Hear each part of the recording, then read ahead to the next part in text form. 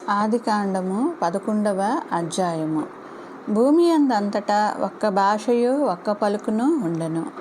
వారు తూర్పున ప్రయాణమై పోవుచుండగా షీనారు దేశము అందు ఒక మైదానము వారికి కనబడెను. అక్కడ వారు నివసించి, మనము ఇటుకలు చేసి బాగుగా కాల్చుదము రెండి అని ఒకరితో ఒకరు మాట్లాడుకొనిరి.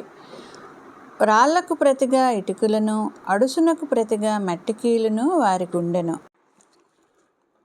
మరియు వారు, మనము భూమి యందంతటా చెదిరిపోకుండా ఒక పట్టణమును, ఆకాశమునంటు శిఖరము గల ఒక గోపురమును కట్టుకొని పేరు సంపాదించుకొందము రండి అని మాట్లాడుకొనగా, యెహోవా నరుల కుమారులు కట్టిన పట్టణమును, గోపురమును చూడ దిగి వచ్చెను. అప్పుడు యెహోవా, ఇదిగో జనము ఒక్కటే, వారికందరికీ భాష ఒక్కటే, వారు ఈ పని ఆరంభించి ఉన్నారు. ఇక మీదట వారు చేయదలచు ఏ పని అయినను చేయకుండా వారికి ఆటంకమేమియూ ఉండదు. కనుక మనము దిగి పోయి వారిలో ఒకని మాట ఒకనికి తెలియకుండా అక్కడ వారి భాషను తారుమారు చేయుదము రండి అని అనుకొనెను. అలాగు యెహోవా అక్కడ నుండి భూమి యందంతటా వారిని చెదరగొట్టెను. కనుక వారు ఆ పట్టణమును కట్టుట మానిరి. దానికి బాబెలు అని పేరు పెట్టిరి. ఎందుకనగా అక్కడ యెహోవా భూజనులందరి భాషను తారుమారు చేసెను. అక్కడ నుండి యెహోవా భూమి యందంతటా వారిని చెదరగొట్టెను. షేము వంశావళి ఇది. షేము 100 ఏండ్లు గలవాడై జలప్రవాహము గతించిన 2 ఏళ్లకు అర్పక్షదును కనెను. షేము అర్పక్షదును కన్న తరువాత 700 ఏండ్లు బ్రతికి కుమారులను కుమార్తెలను కనెను.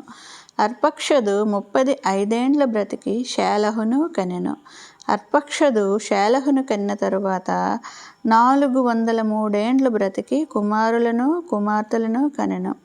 షేలహు 30 ఏండ్లు బ్రతికి ఏబెరును కనెను. షేలహు ఏబెరును కన్న తరువాత 403 ఏండ్లు బ్రతికి కుమారులను కుమార్తెలను కనెను. ఏబెరు 34 ఏండ్లు బ్రతికి పెలెగును కనెను.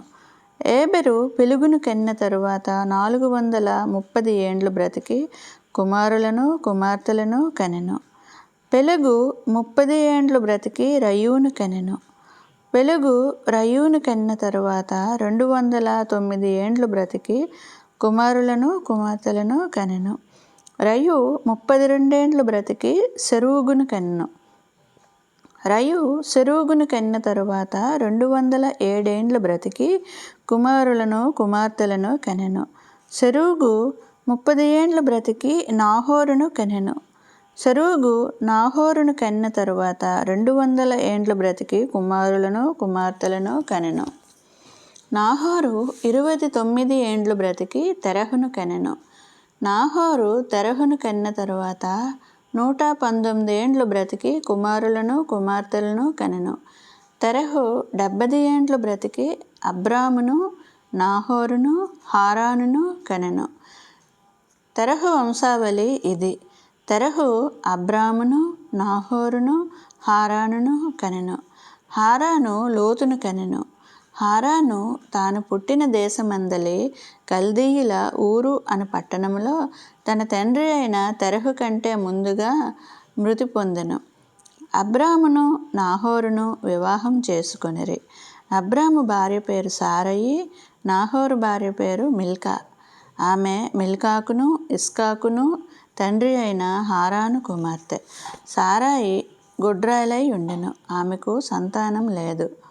తెరహు తన కుమారుడగు అబ్రామును తన కుమారుని కుమారుడు అనగా హారాను కుమారుడగు లోతును తన కుమారుడగు అబ్రాము భార్య అయిన సారయి అను తన కోడలిని తీసుకొని కనానుకు వెళ్ళుటకు కల్దీయుల ఊరు అను పట్టణంలో నుండి వారితో కూడా బయలుదేరి హారాను మట్టుకు వచ్చి అక్కడ నివసించిరి. తెరహు బ్రతికిన దినములు 205 ఏండ్లు. తెరహు హారానులో మృతి పొందెను.